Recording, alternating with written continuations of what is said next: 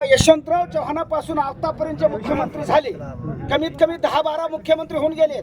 ते 12-15 मुख्यमंत्र्यांनी आतापर्यंत फक्त आपला ठराव किंवा याची अंमलबजावणी केंद्र सरकारपर्यंत पाठवलेली नाही.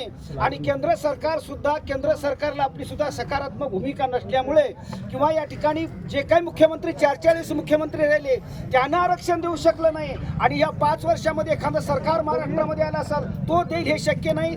कारण या ठिकाणी सांगत असताना या ठिकाणी प्रत्येक जण असं म्हणत असतात, एका माणसाला 2 बायका होत्या, एकीचं नाव पांढरी घार आणि दुसरीचं नाव काळी घार.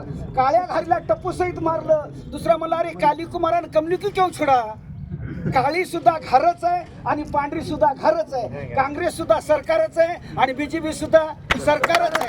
या सगळ्याही सरकाराचा जर आपल्याला या ठिकाणी नायनाट करायचं असेल तर आपली एकात्मता, आपलं डोके, आपलं मत जे आपल्याला आरक्षण देईल या पद्धतीने जे घोषित करील त्यांच्या पाठीमागे राहून आपण त्यांना सहकार्य करून त्याला मोठं करून आपल्या पदरामध्ये पाडून घेण्याचा प्रयत्न करावा अशी समाज बांधवाला विनंती करून मी माझं 2 शब्दाचं मनोगत या ठिकाणी संपवतो. जय मल्हार.